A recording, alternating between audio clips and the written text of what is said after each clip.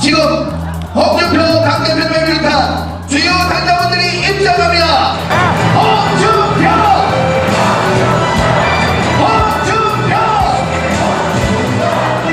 자, 하나, 둘, 셋! 높이 흔들어주세요!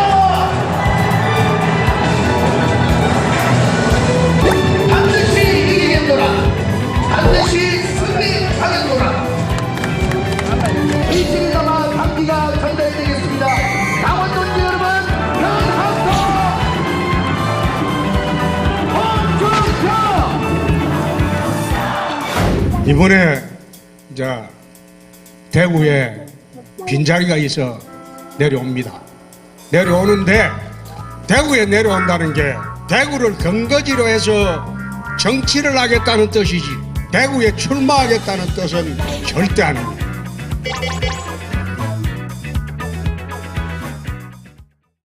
네, 홍준표 한국당 대표가 오늘 대구와 경북 지역을 방문했는데 오늘 저 행사가 강병규 기자 뭐 어떤 행사입니까? 뭐 추정식을 방불케 하는데요? 네, 일단 명목상은 대구시당의 그 신년 인사회인데요. 아, 그래요? 이제부터 지방선거 본격적으로 준비하겠다라는 출정식과 비슷한 거 맞습니다. 이 일정을 통해서 한 2주 동안 전국을 돌면서 광역단체장 후보군을 물색하겠다 이런 포부를 좀 세운 건데요. 인재 영입이 이제 시작되는 건데 자유한국당은 이제 광역단체장만 한 6곳을 좀 노리고 있습니다.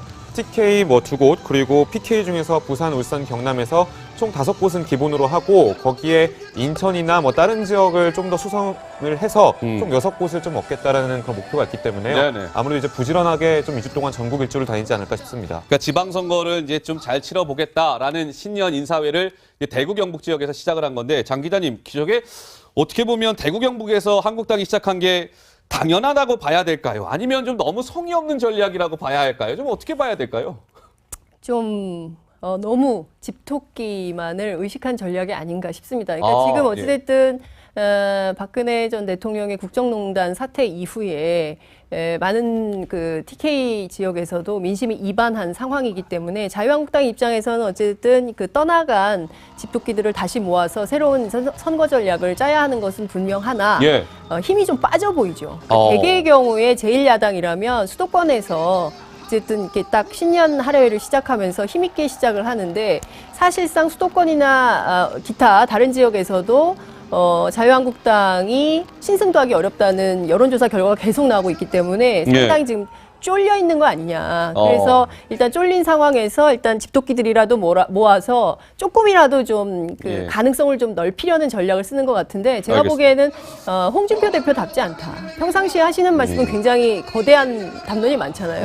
근데 그에 비해서는 너무 집안에만 계시는 거 아닌가 이런 생각이 좀 들기도 합니다.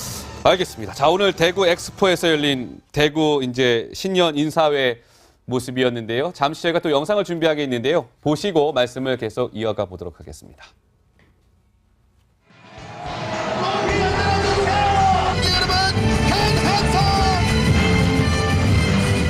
정권을 잡아서 저 사회주의 같은 나라를 만들기 위해서 열심히 하고 있는데 이런 정당에게 이 나라를 맡길 수는 없지 않습니까, 여러분?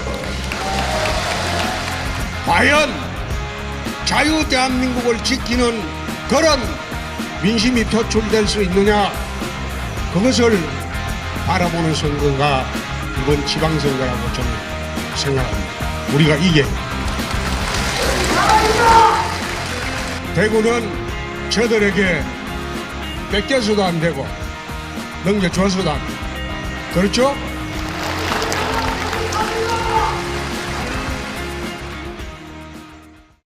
네, 표정에서 비장한 각오가 엿보이죠. 그런데 곰곰이 생각해보니까 홍준표 한국당 대표가 대선 출마 선언도 대구 서문시장에서 하지 않았었습니까? 그렇죠. 저는 공통점을 발견한 게 대선 후보, 지난 대선 때도 대구가 상당히 불안했어요. 텃밭인데도 불안하니까 대구부터 갔거든요. 그래서 홍준표 대표가 저 얘기를 하는 것도 좀 불안감을 느끼고 내려온 거 아닌가 이런 생각이 좀 드는데 지금 보시는 게 바로 지난번 대선 출정식 때 모습입니다. 서문시장에서. 예, 서문시장을 찾았는데 저 당시에 그 한국당에서 주장하기로는 한 2만 명 가까이가 모였다 이런 얘기를 할 정도로 상당히 뜨거운 반응을 얻었었는데요. 어쨌든 대선에도 그렇고 이번 지방선거를 앞두고도 동남풍 얘기를 계속하고 있는데 동남풍. 예, 홍 대표가 그동안 대구를 상당히 강조해왔던 목소리를 한번 모아봤거든요. 함께 들어보시죠. 초중고등학교 대구에서 나오고 내 대구에서 한번 정치를 해보려고 시도를 한 게 이번이 4번째입니다. 정치를 하면서 내 대구에서 한번 해보는 게 소원이었습니다. 이 땅의 주역이 대구입니다. 대구가 흔들리면 자유 대한민국이 흔들립니다. 내 친구는 전부 대구에 가 있어요. 그래서 친구들하고 마지막으로 대구에서 하는 게 옳지 않겠나. 대구 서문시장이 박근혜 시장이다. 참 의의가 없는. 내가 옛날에 대구 서문시장에서 거기서 놀았다. 초중고등학교 다닐 때 대구 서문시장이 왜 박근혜 시장이다. 아이고 참나 의의가 없는 소리. 홍준표 대표하면 허허 참 맨날 이렇게 얘기하지 않습니까? 그런데 홍준표 대표가요 저렇게 자신만만해하기가 어려울 것 같은 게 대구광역시장 후보 적합도 조사를 보고 계시는데 김부겸 행안부 장관이 지금의 현 권영진 대구시장을 월등히 적합도 조사에서 앞서고 있다는 거죠. 네. 어때요? 장 기자님 취재해보니까 김부겸 장관 출마 뜻 있던가요?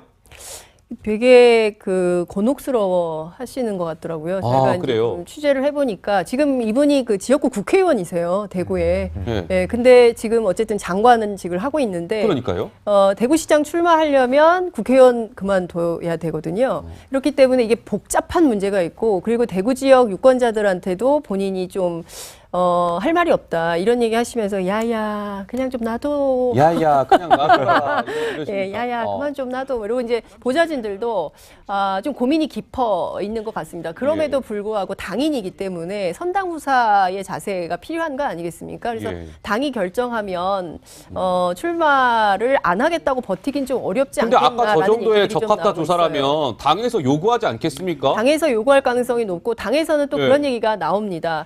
출마하지 않을 수 없을 거다. 그러니까요. 이런 얘기들이 나오고 있는데 어쨌든 이제 선택이나 결정은 김부겸 장관 몫이기 때문에 좀 기다려봐야 될 것 같고요. 예. 그러니까 문제는 자유한국당이 어쨌든 대구에 가서 저렇게 기세가 센 것처럼 예. 저들에게 이를테면 민주당에게 대구를 빼앗겨서는 안 된다라고 주장을 하는데 연말부터 신년 초까지 쭉 진행된 일련의 여론조사를 보면 전 지역에서 이른바 여당 우세가 예, 예. 굉장히 세거든요. 그렇기 알겠습니다. 때문에 선거에서 굉장히 불리한 상황이다. 이런 말씀 좀 물론 드리겠습니다. 저 조사가 지방선거 때까지 계속 유효하리라는 법은 없습니다. 아직 5개월 남아있기 때문에 많은 변수가 남아있죠. 자, 오늘 홍준표 대표가 약간 문재인 정부를 향해서도 좀 거친 말을 쏟아냈다고 하던데 노 기자 어떤 발언이었습니까? 홍 대표가 늘 하는 얘기가 대북 정책 불안하다 이런 얘기를 하잖아요. 예. 오늘도 대구에서 이 얘기를 강조를 했습니다. 함께 들어보시죠. 북과 하고 있는 지금 대화는 북에게 완성 시간만 벌어주는 대화지 북핵 제거를 위한 그런 대화는 아닙니다. DJ 노무현 정권의 후계자로 자처하는 이 정권이 들어와서 북의 핵을 완성할 수 있는 그런 시간만 벌어주는 대북 정책을 하고 있습니다. 이 정부가 하는 일은 핵을 제거하는 것이 아니라 핵을 동결하고 현상 유지하고 그냥 구걸해서 평화를 구걸해서 시간만 보내자. 이건 안 되겠죠?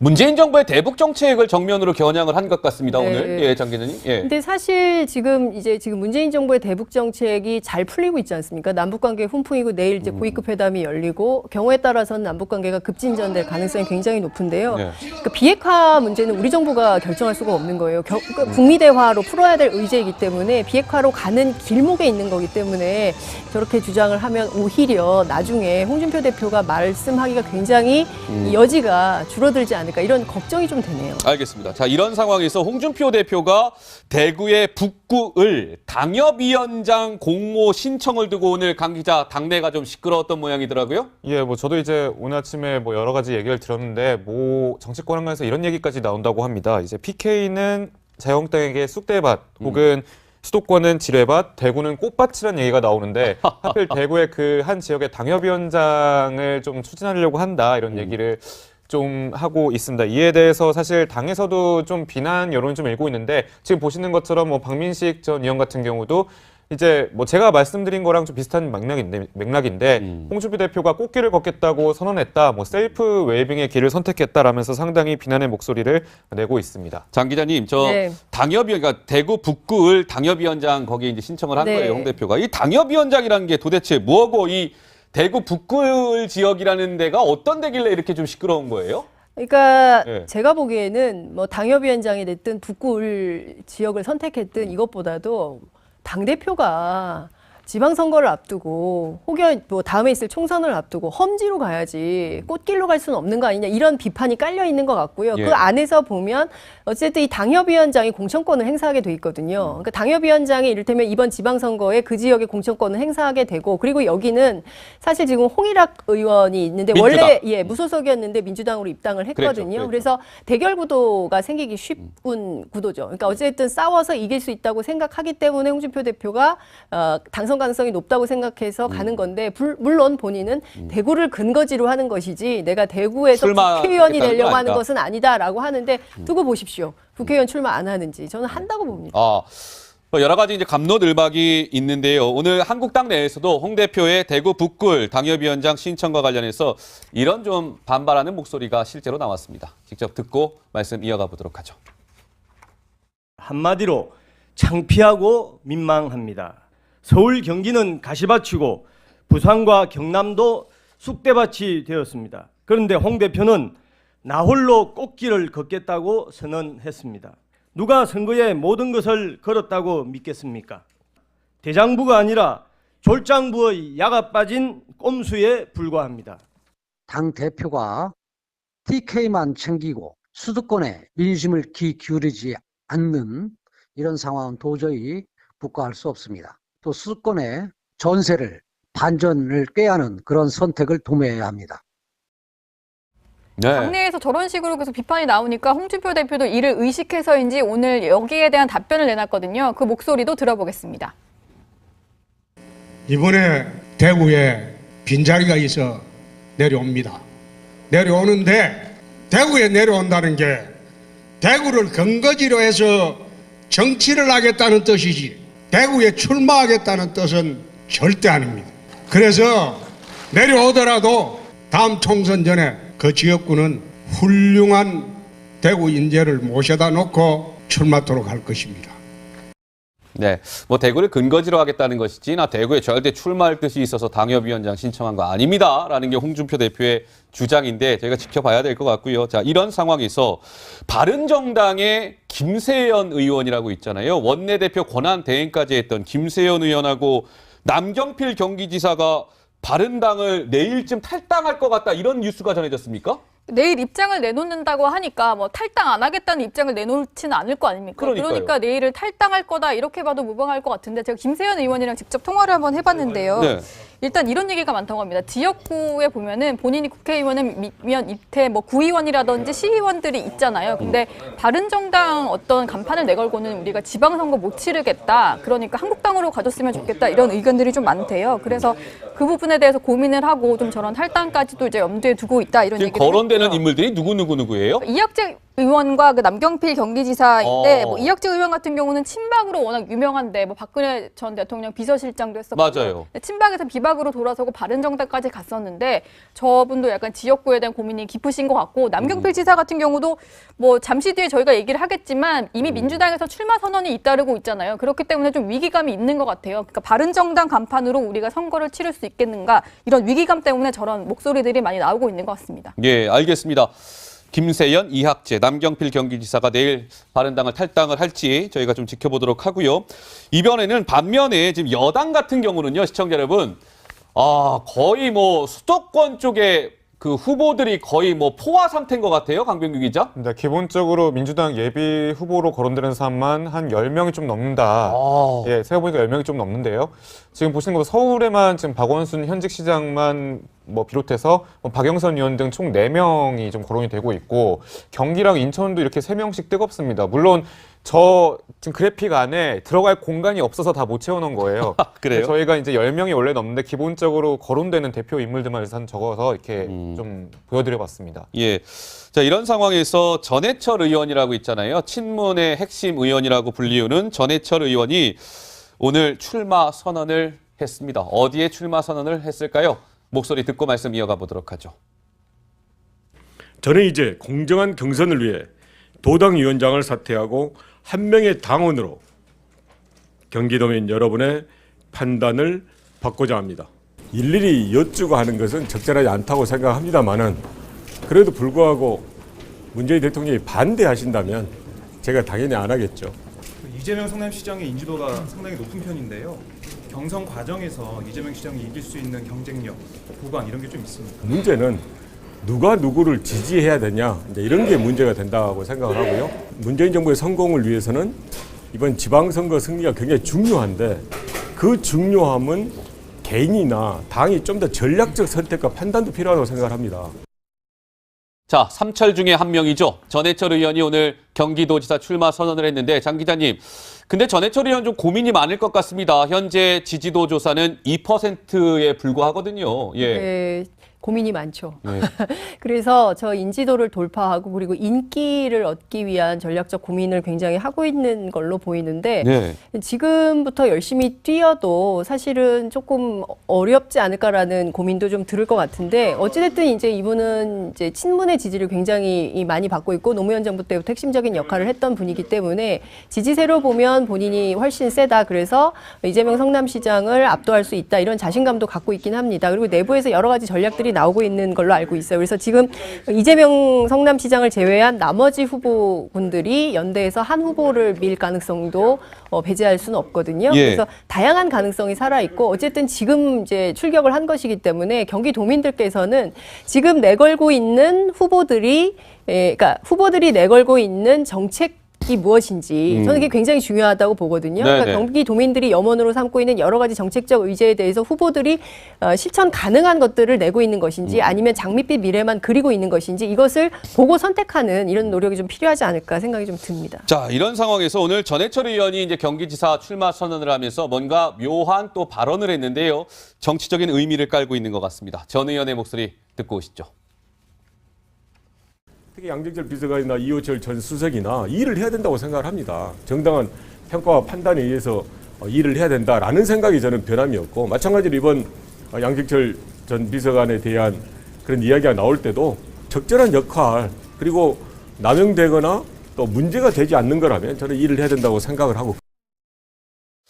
자, 전해철 의원은 삼철 이제 다른 멤버잖아요. 본인을 제외한 양정철, 이호철 이분들 얘기를 꺼냈네요. 예. 일단 이호철 전 비서관 같은 경우는 뭐 부산시장 출마설이 계속 나오고 있는데 그러니까요. 양정철 전 비서관은 계속 그냥 외국을 돌고 있잖아요. 일본에서 책 쓰고 있잖아요. 네, 그런데 굳이 이런 얘기를 하면서 좀 나올 때도 됐고 뭐 약간 이제 외롭지 않게 있었으면 좋겠다 이런 얘기를 하더라고요. 그래서 이게 지금 친문 인사들이 점점 양정철 전 비서관의 복귀 필요성을 언급하면서 약간 불지피는 거 아니냐 이런 얘기들이 좀 나오더라고요. 예. 문 대통령도 양 전 비서관에 대해서는 좀 애틋한 마음이 있어서 2012년 발언인데요. 이런 얘기를 한 적도 있었습니다. 그 목소리 들어보시죠.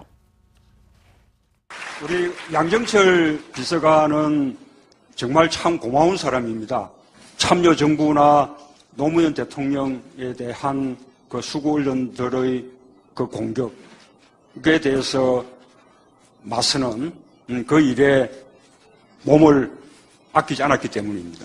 저에게도 개인적으로도 그 양정철 비서관은 대단히 고마운 존재입니다.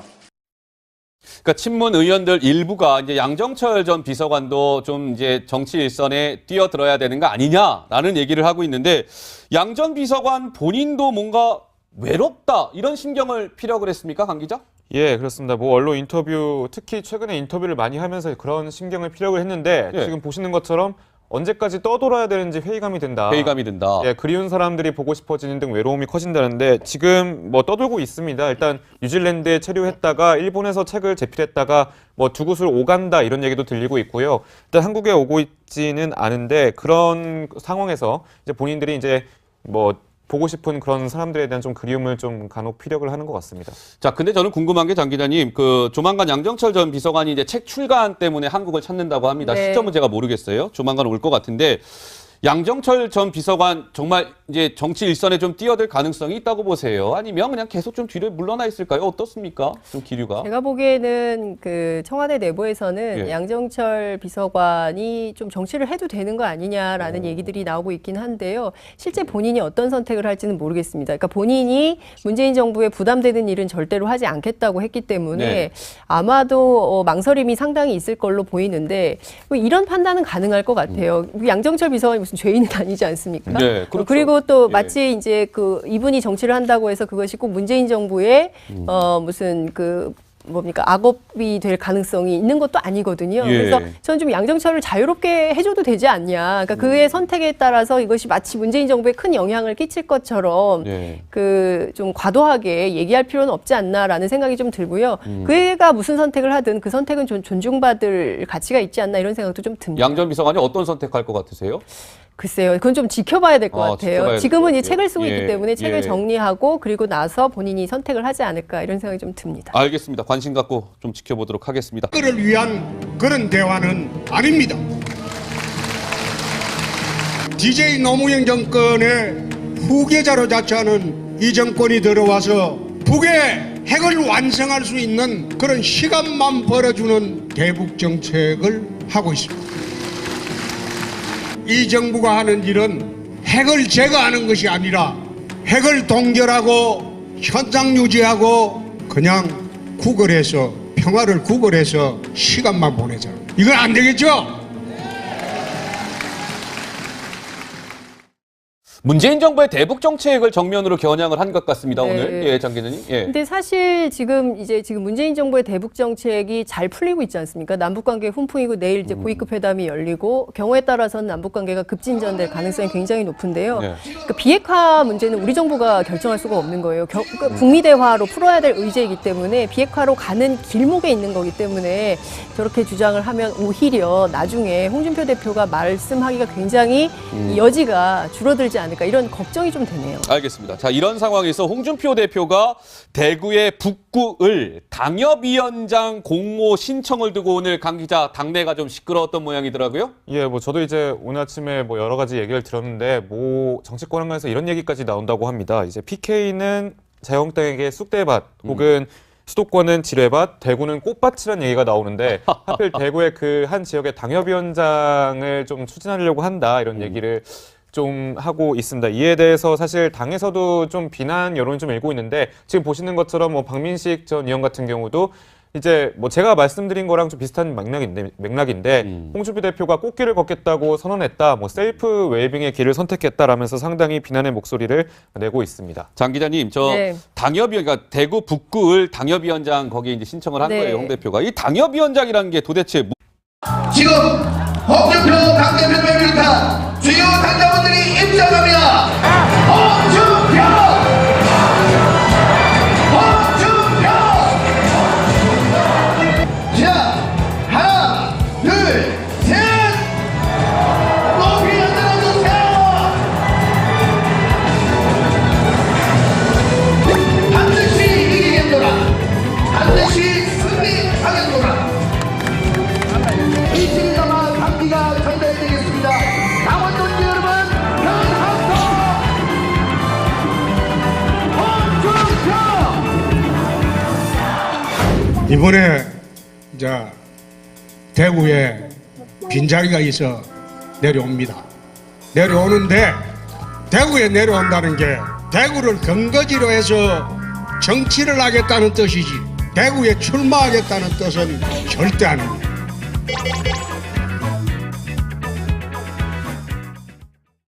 네, 홍준표 한국당 대표가 오늘 대구와 경북 지역을 방문했는데 오늘 저 행사가 강병규 기자 뭐 어떤 행사입니까? 뭐 출정식을 방불케 하는데요? 네, 우선 명목상은 대구시당의 그 신년 인사회인데요. 아, 그래요? 사실상 이제부터 지방선거 본격적으로 준비하겠다라는 출정식과 비슷한 것 같습니다. 이 일정을 통해서 한 2주 동안 전국을 돌면서 광역단체장 후보군을 물색하겠다 이런 포부를 좀 세운 건데요. 인재 영입이 이제 시작되는 건데 자유한국당은 이제 광역단체장만 한 6곳을 좀 노리고 있습니다.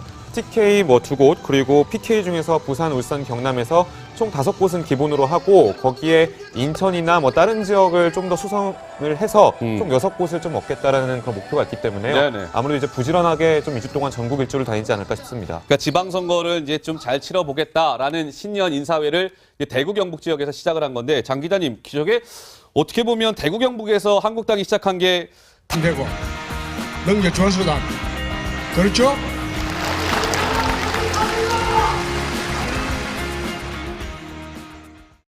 네, 표정에서 비장한 각오가 엿보이죠. 그런데 곰곰이 생각해보니까 홍준표 한국당 대표가 대선 출마 선언도 대구 서문시장에서 하지 않았었습니까? 그렇죠.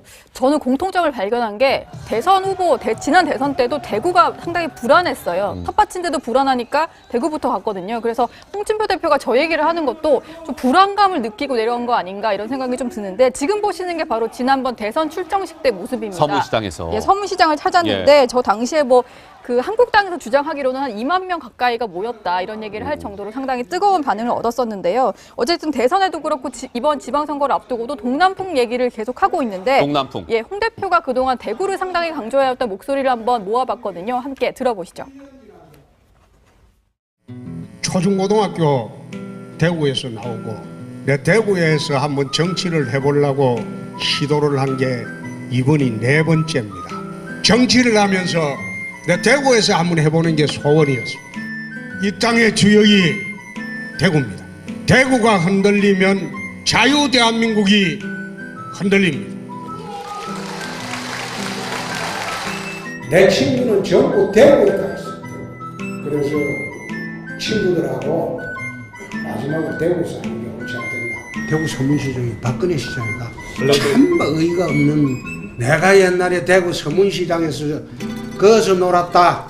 초중고등학교 다닐 때 대구 서문시장이 왜 박근혜 시장이다. 아이고 참나 의의가 없는 소리. 홍준표 대표 하면 허허 참 맨날 이렇게 얘기하지 않습니까? 그런데 홍준표 대표가요, 저렇게 자신만만해하기가 어려울 것 같은 게 대구광역시장 후보 적합도 조사를 보고 계시는데 김부겸 행안부 장관이 지금의 현 권영진 대구시장을 월등히 적합도 조사에서 앞서고 있다는 거죠. 네. 어때요? 장 기자님 취재해보니까 김부겸 장관 출마 뜻 있던가요? 되게 곤혹스러워 하시는 것 같더라고요. 제가 이제 그래요? 좀 취재를 해보니까 지금 이분이 그 지역구 국회의원이세요, 대구에. 네. 네, 근데 지금 어쨌든 장관직을 하고 있는데. 그러니까요. 대구시장 출마하려면 국회의원 그만둬야 되거든요. 그렇기 때문에 이게 복잡한 문제가 있고, 그리고 대구 지역 유권자들한테도 본인이 좀 할 말이 없다 이런 얘기 하시면서 야야 그냥 좀 놔둬. 야야 그냥 놔둬라. 예, 야야 그만 좀 놔둬. 그리고 이제 보좌진들도 좀 고민이 깊어 있는 것 같습니다. 그럼에도 불구하고 당인이기 때문에 선당 후사의 자세가 필요한 거 아니겠습니까? 그래서 당이 결정하면 출마를 안 하겠다고 버티긴 좀 어렵지 근데 않겠나라는 아까 저 정도의 얘기들이 좀 적합도 나오고 조사라면 있어요. 당에서 요구하지 않겠습니까? 당에서 요구할 가능성이 높고 당에서는 또 네. 그런 얘기가 나옵니다. 출마하지 않을 수 없을 거다. 그러니까요. 이런 얘기들이 나오고 있는데 어쨌든 이제 선택이나 결정은 김부겸 장관 몫이기 때문에 좀 기다려봐야 될 것 같고요. 예. 그러니까 문제는 자유한국당이 어쨌든 대구에 가서 저렇게 기세가 센 것처럼 예. 저들에게 이를테면 민주당에게 대구를 빼앗겨서는 안 된다라고 주장을 하는데 연말부터 신년 초까지 쭉 진행된 일련의 여론조사를 보면 전 지역에서 이른바 여당 우세가 예, 예. 굉장히 세거든요. 그렇기 알겠습니다. 때문에 선거에서 굉장히 불리한 상황이다. 이런 말씀 좀 물론 드리겠습니다. 저 조사가 지방선거 때까지 계속 유효하리라는 법은 없습니다. 아직 5개월 남아있기 때문에 많은 변수가 남아있죠. 자, 오늘 홍준표 대표가 약간 문재인 정부를 향해서도 좀 거친 말을 쏟아냈다고 하던데 노 기자 어떤 발언이었습니까? 홍 대표가 늘 하는 얘기가 대북 정책 불안하다 이런 얘기를 하잖아요. 예. 오늘도 대구에서 이 얘기를 강조를 했습니다. 함께 들어보시죠. 북과 하고 있는 지금 대화는 북에게 완성 시간만 벌어주는 대화지 북의 제 당연하다고 봐야 될까요? 아니면 좀 너무 성의 없는 전략이라고 봐야 할까요? 좀 어떻게 봐야 될까요? 좀 너무 집토끼만을 의식한 전략이 아닌가 싶습니다. 그러니까 지금 어찌됐든 박근혜 전 대통령의 국정농단 사태 이후에 많은 그 TK 지역에서도 민심이 이반한 상황이기 때문에 자유한국당 입장에서는 어쨌든 그 떠나간 집토끼들을 다시 모아서 새로운 선거 전략을 짜야 하는 것은 분명하나 힘이 좀 빠져 보이죠. 그러니까 대개의 경우에 제1야당이라면 수도권에서 어쨌든 이렇게 딱 신년 할애회를 시작하면서 힘있게 시작을 하는데 사실상 수도권이나 기타 다른 지역에서도 자유한국당이 신승도 하기 어렵다는 여론조사 결과가 계속 나오고 있기 때문에 상당히 지금 쫄려 있는 거 아니냐. 그래서 일단 쫄린 상황에서 일단 집도끼들이라도 모아서 조금이라도 좀 그 가능성을 좀 넓히려는 전략을 쓰는 것 같은데 제가 보기에는 홍준표 대표답지 않다. 평상시에 하시는 말씀은 굉장히 거대한 담론이 많잖아요. 근데 그에 비해서는 너무 집안에만 계시는 거 아닌가 이런 생각이 좀 들기도 합니다. 알겠습니다. 자, 오늘 대구 엑스포에서 열린 대구 이제 신년 인사회 모습이었는데요. 잠시 저희가 또 영상을 준비하게 있는데요. 보시고 말씀을 계속 이어가 보도록 하겠습니다.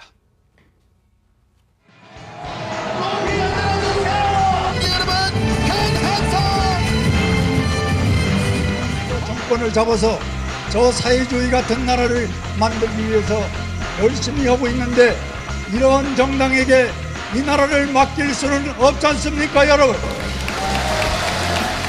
과연 자유 대한민국을 지키는 그런 민심이 표출될 수 있느냐, 그것을 바라보는 선거가 이번 지방선거라고 저는 생각합니다. 우리가 이게 대구는 저들에게 뺏겨서도